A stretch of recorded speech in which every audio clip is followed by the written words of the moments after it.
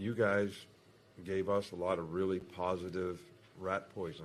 The rat poison that you usually give us is usually fatal. But the rat poison that you put out there this week was yummy.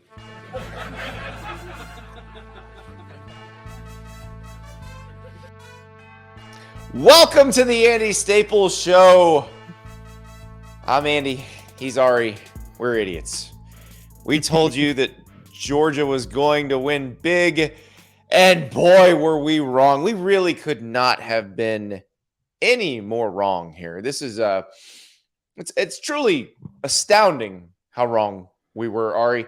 And I feel like we should do something. We should make a pledge. Would you like to make a pledge with me, Ari? I already know what the pledge is, and yes, I would love to. All right, let's hold up our right hands. Repeat after me.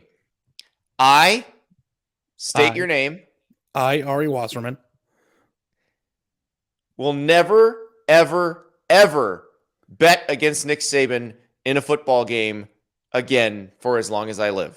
Will never, ever, ever bet against Nick Saban in a football game as long as I live ever again. If I choose to bet against Nick Saban, may I be banned from eating barbecue and or McDonald's Filet-O-Fish for the remainder of my days on this earth. If I do, may I be banned from eating barbecue or McDonald's Filet-O-Fish for the remainder of my days on this earth. Amen. Amen. We're never going to do it again. Never again. That's it. Last time I bet against Nick Saban. Last time I say the opponent will cover the spread. Never, ever, ever again. Well, here's the good news, Andy. Alabama's never going to be a 6.5 point underdog ever again, so we're never going to have to worry about it. Holy cow. We were so pot committed because we yes. were coast to coast. But before the year started, I think you and I in the Athletic preseason polls said that we believed that Georgia will win a national championship. So we couldn't go all the way from coast to coast with Georgia just sucking the life out of every opponent they faced all year and then all of a sudden pick Nick Saban, which I know now sounds moronic, but like, what are we going to do? It's like calling all the way down to the river and then folding when you have pocket kings. It's like, what are you going to do if somebody has aces? Then Nick Saban has aces. So I actually did pick, as dumb as this sounds, I picked Georgia to go into the SEC. I think this is at the beginning of the year. Georgia to go in the SEC Championship game 12-0 and lose to Alabama and then beat Alabama in a rematch in the title game. So my pick is still on the board, but after today, not going to pick against Nick Saban again. Well, never. I didn't get as detailed as you did, but Georgia still absolutely could win the national championship.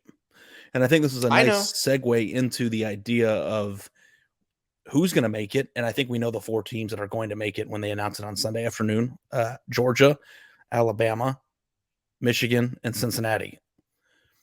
I don't know what the seeding is going to be, Andy, but I think I would be very confident in saying that the semifinal, wherever that is not going to be Alabama against Georgia, which means that Alabama and Georgia will be facing Michigan and Cincinnati. Alabama will probably be facing Cincinnati. Michigan will be facing Georgia. I believe Georgia and Alabama will both be double-digit favorites in both of those semifinals and will likely meet again. So, like, I guess. Okay, I got you, Mr. Stars Matter. Should Georgia be a huge favorite against Michigan? I mean, I feel like that looks like a really fun game.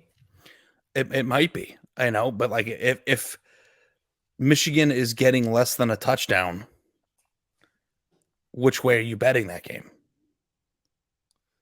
Probably Georgia. And they're going to keep playing that game until people go Michigan, which would probably be around the 10 or 11 point mark. I could see 10 and 10.5 points, and Michigan's playing very good football. They beat Ohio State, beat the crap out of Ohio State. They beat the crap out of Iowa. Their offense looks great. Their lines are insane. They might have the best player or second best player in college football on the defensive line. The biggest loser, I think, the 2 biggest losers from the Georgia-Alabama game was Georgia. One, because they didn't win the SEC, and they now have the idea or the potential of facing Alabama again. And Michigan also lost that because now their semifinal game is much harder than it would have been otherwise. Because Michigan would have much rather played Cincinnati or Oklahoma State rather than Georgia in the first round. A mad Georgia, an embarrassed Georgia, a talented Georgia. Mm-hmm. You know, I think that Michigan's path to the national championship game now just got infinitely harder as a result of what happened in the SEC championship game.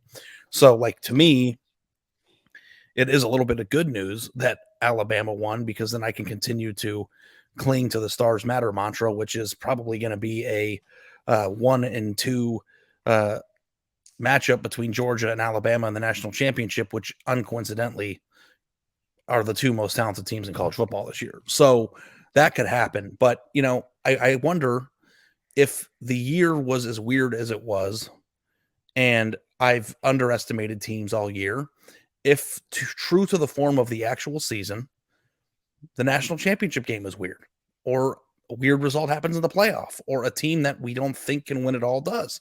It's like if Michigan won the national championship this year, I guess based on what I've seen from Michigan the last 2 weeks, it wouldn't be the most shocking. I wouldn't be surprised.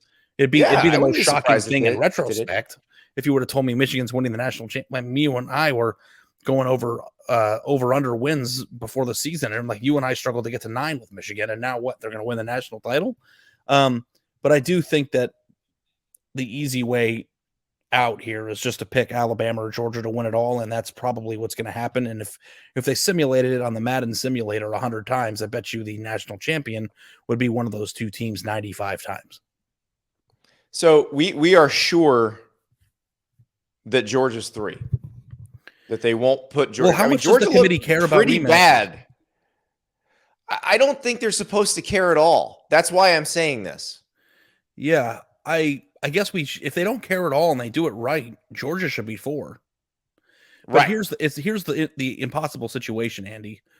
If you asked Georgia who they would most like to play in the playoff, that Alabama would be. This is my kidnap truth serum. Method. And Alabama's answer would be Georgia. So on one hand, if you match these two teams up again, you're punishing the number 1 seed that is supposed to have earned the easier path based on the seeding. And 2, you'd be rewarding Georgia, who should not be. Their reward is even getting in at all, with a questionable schedule and no conference championship and a blowout loss to the team that everybody expected to win before the year. Why do they get a reward? They should have to play Bama first. So it's like, who do you pick? Do you reward Georgia, or do you penalize Alabama, or do you avoid it altogether and separate them and give America 2 fresh matchups in the semifinals and then let the chips fall where they may after that? I think they'll say, well, we did, we looked at it and, we thought Georgia was a stronger team than Cincinnati. I imagine that's what Gary Barta will say, or some version of that. That's all they have to say now is what we like. If there's no controversy at all about who the 4 will be, right? I don't think so at all. So if there's no controversy with that, then they can say whatever they want about what the seeding is. Yeah. If Michigan had lost, I think maybe there would have been controversy probably because it would have come down to what, Baylor and Notre Dame at that point? Yeah. That would have been pretty interesting. Yeah. Yeah. Because the only thing that would have made this podcast, I think, a little bit more interesting would be if Oklahoma State would have won. And then we'd be having a discussion. I mean, I was watching the end of the Cincinnati game tonight, and the bottom ticker of this podcast right now, if they're watching it on YouTube, is Cincinnati made history. The ticker would not say that if Oklahoma State would have won. Because we would be trying to figure out which one they're going to pick. And I think it would be a really tough decision. Yeah, I agree. So when we come back, let's talk about that Big 12 title game, because it was fantastic. It was not a shocking result, but the last play, holy cow. We'll talk about it when we come back. When I was a kid, I ate cereal every day. If it had a cartoon mascot, I was there. The tiger, the toucan, the leprechaun, the really cool bear. Yeah, all of them. But as I got older, I realized I'm basically eating giant bowls of sugar every day. And you can't do that. You're just going to get fat. So I didn't want to do that anymore. And so I cut cereal out of my life. And it was very sad. It was heartbreaking because I love cereal. Like I said, the bee mascot, the sun that had the scoops of raisins, all of it. Fortunately, there is a way as a grown-up to still eat cereal and not have it affect you the way it would if it was a giant bowl of sugar, because Magic Spoon is not a giant bowl of sugar. In fact, it has 0 grams of sugar, 13 to 14 grams of protein, and only 4 net grams of carbs in each serving. That's only 140 calories per serving. It is keto-friendly, gluten-free, grain-free, soy-free, and low-carb. You can build your own box. The available flavors right now that you can build a custom bundle with are cocoa, fruity, frosted, peanut butter, blueberry, cinnamon, cookies and cream, and maple waffle. I recommend the frosted, the blueberry, the cinnamon, and the cookies and cream and the maple waffle. They were limited time flavors. Everyone loved them so much. Magic Spoon brought them back, and now you can make them part of your own custom bundle. So you go to magicspoon.com/Andy to grab a custom bundle of cereal and try it today. And be sure to use our promo code Andy at checkout to get $5 off your order. And Magic Spoon is so confident in their product, it's backed with a 100% happiness guarantee. So if you don't like it for any reason, they'll refund your money, no questions asked. Remember, get your next delicious bowl of guilt-free cereal at magicspoon.com/Andy. And use the code Andy to save $5 off.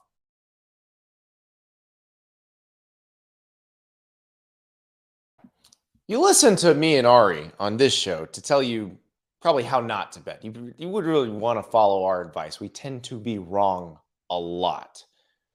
But fortunately, there is a show that will give you maybe a little bit better information than Ari. We're here to infotain. But the guys on BetMGM Tonight, presented by BetMGM, they are there to help you get the info you need while entertaining you as well, to make sure that when you place your bets, you are as informed as possible when you're doing it. So you hear our show and we tell you things get weird with the Pitt Panthers. Their show, they're getting deeper into the sports headlines. They're telling you a little bit more. It's a high-energy live destination for casual and hardcore sports fans alike. It's engaging, it's polarizing, it's relevant. You get caught up in the sports betting world with a heavy dose of entertainment. Quentin Mayo from NBC Sports Washington, Ryan Horvat from 1250 AM The Fan, and Trista Crick are joined by on-site correspondents that bring you insider information in real time. Every detail matters when making bets. BetMGM Tonight dives deeper to help give you the edge. It's fun to bet on the game. It's even more fun when you got the inside scoop. So tune in to BetMGM Tonight, presented by BetMGM. Listen on Odyssey, Spotify, or your favorite podcast app. Ari, welcome back. We're talking Big 12 title game because it was the earliest game on Saturday, but it was a knockout game. It's one of those that the way it ended, you almost wish they had a 12-team playoff this year so that Baylor could have made the playoff by winning that way. Like Desmond Jackson bounces outside. It looks like it's 4th down. The game will be decided on this play. It looks like he's in the clear, that he's going to make it. And Jerron McVay knocks him out inches short of the pylon. It was an unbelievable finish after what was a really fun game. I have a really strong opinion about something, and it really, really drove home to me today.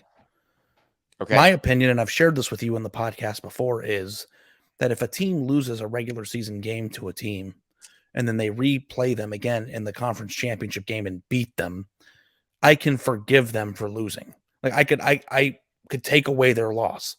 And Baylor is a 2-loss team who is not even in the discussion right now because of, those 2 losses.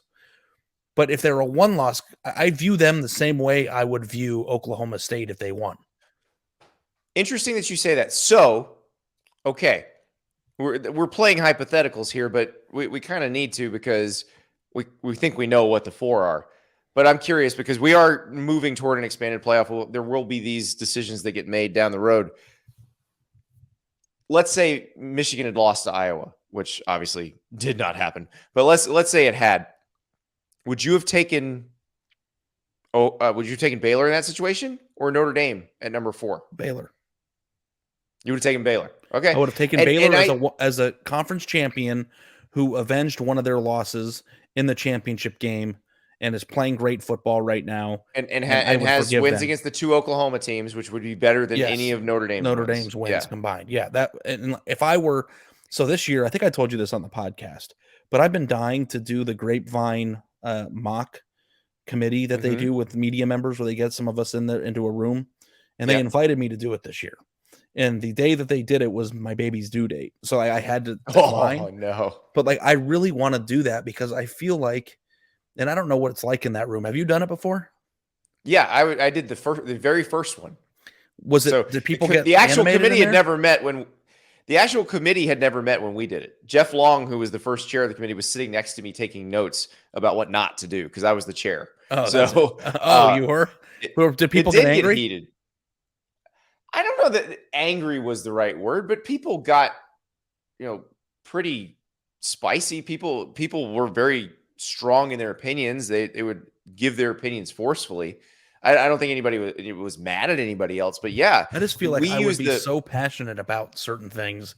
And I know you would. You would get in a fight. I don't think I would win the argument, but I don't think that we always view things clearly. We just eliminate teams based on things that are just written in stone for whatever reason. It's just like the reason why Baylor is not going to the playoff, or the main reason why they're not in a discussion to make the playoff, is because they lost on the road to Oklahoma State back in, when was it?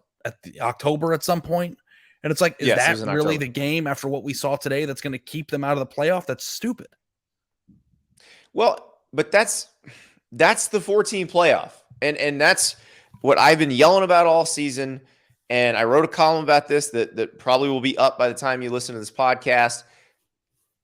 All of those commissioners who thought they were getting over on Greg Sankey because they got mad at him. Because remember, Greg Sankey, the SEC commissioner, was part of that group that came up with the 12-team proposal that was unveiled in June.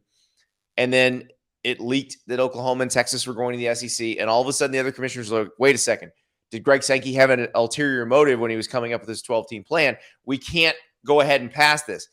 Well, remember, again, they had a meeting this week. They still have not passed a 12-team plan. They have cost themselves 2 years of 12-team plan, and all they've done is made Greg Sankey make them look even stupider. Greg Sankey has half the field for the second time in 5 seasons. There's a really good chance they could have an all-SEC national title game for the second time in 5 seasons. Who got played here, really? Who won what? It's like trying to play games with the conference that undeniably has the most great teams in it is just kind of dumb. It's just so stupid. Like, they have made themselves look like idiots. And they still won't stop. Like, just pass it already. Like, the Big 12, you need it. The Pac-12, you haven't gotten a team in since 2016. Imagine how much more fun. And look, those Utah fans looked like they were having a blast on Friday night. But imagine how much more fun it would have been if they'd have known they were getting into the playoff. Yeah. Yeah, I mean, I guess there's no point in trying to limit or putting provisions in that would limit the conference with the most deserving teams anyway. Right. Until that changes. The SEC is going to. What are we trying to stop here? The SEC would have gotten 3 in this year. They would have gotten Georgia, Alabama, and Ole Miss. But the Big Ten also would have gotten 3 in. And the ACC would have gotten to participate. And the Big 12 would have gotten to participate. And the Pac-12 would have gotten to participate. I mean, that's the thing. They just played themselves over and over again. And so now they may not be able to do it by 2024. If they just passed it when they were supposed to, they would have had to set up for 2023. There would have only been 1 more year of this after this one. Well, let me put you on the spot.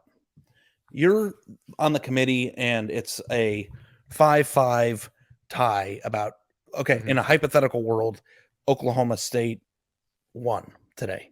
Yes. And it's a 5-5 tie. Your vote changes who goes to the playoff.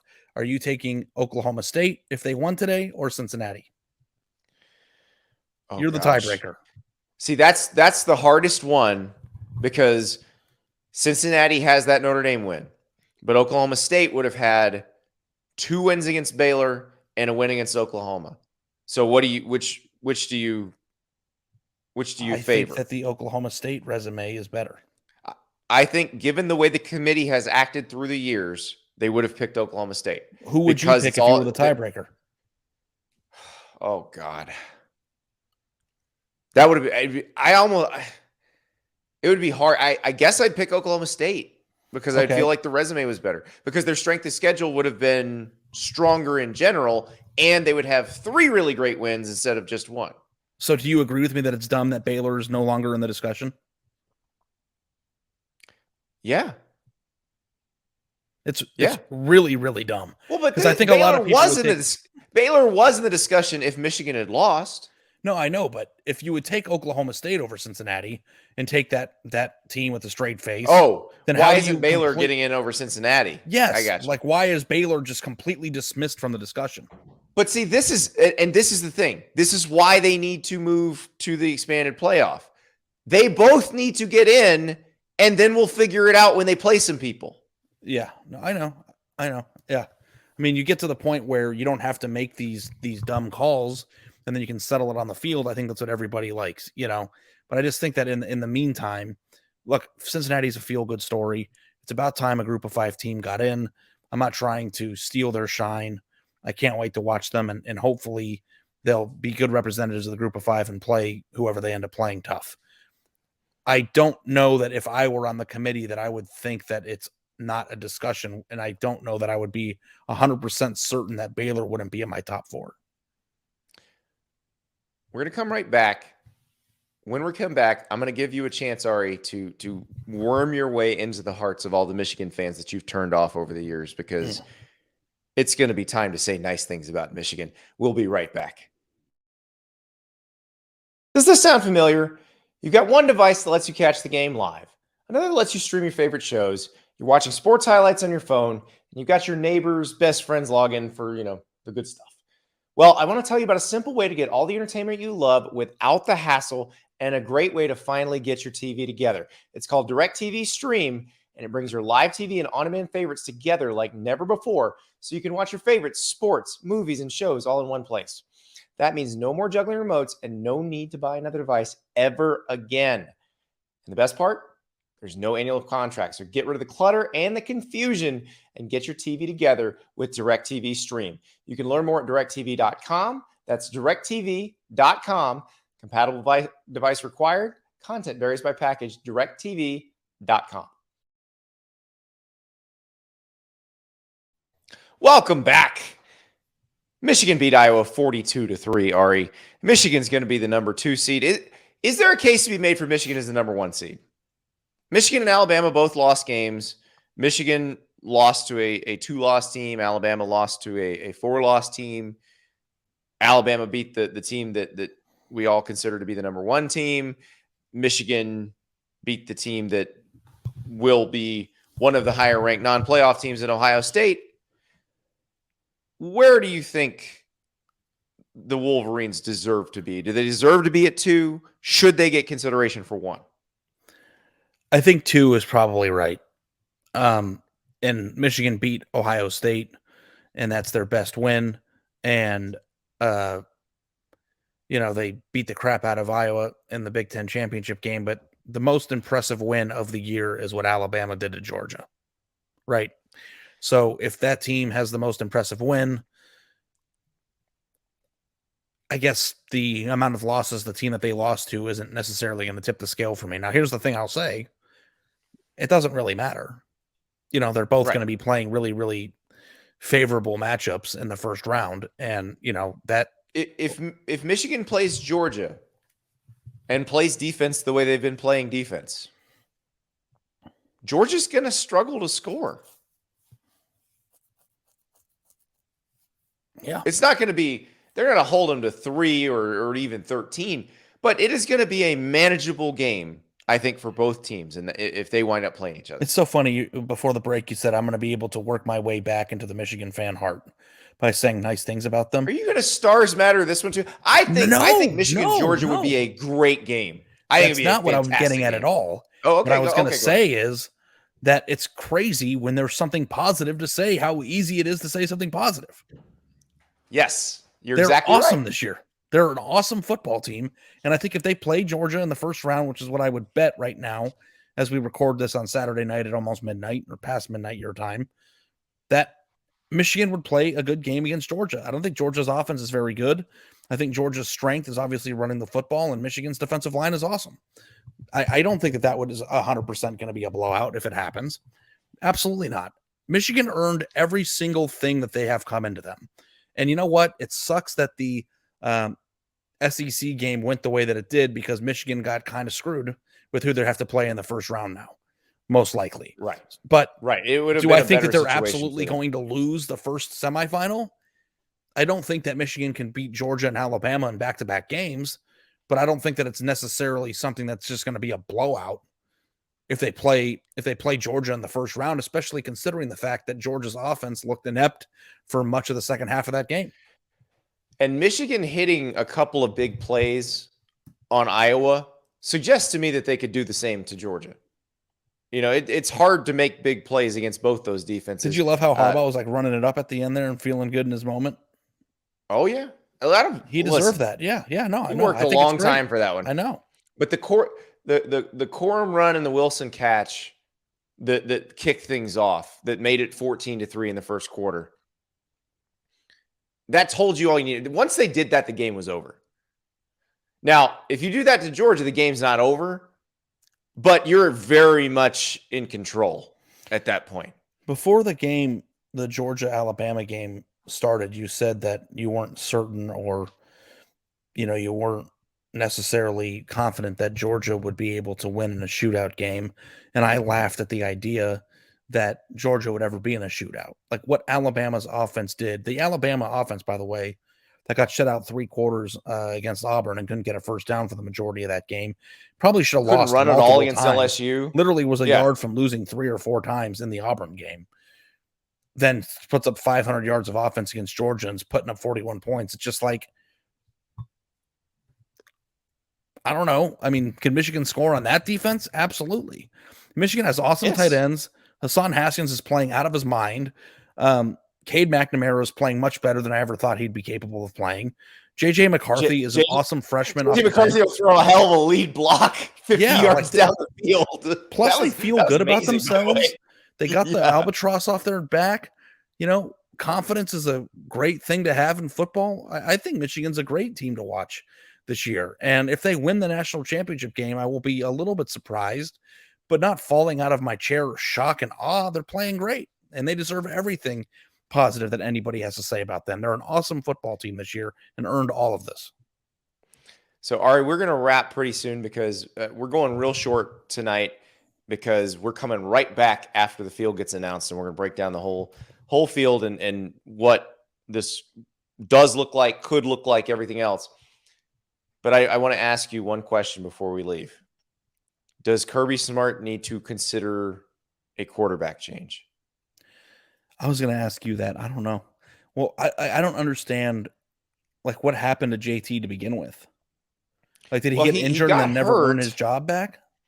He got hurt, and then everything was going so well with Stetson Bennett. And look, we were saying it because we were watching them play with Stetson Bennett, and they looked very comfortable in that offense. He was mobile, which was an element that JT Daniels didn't have. JT Daniels always had the better arm, but Stetson's arm was good enough, and given the weapons they had, it was going fine.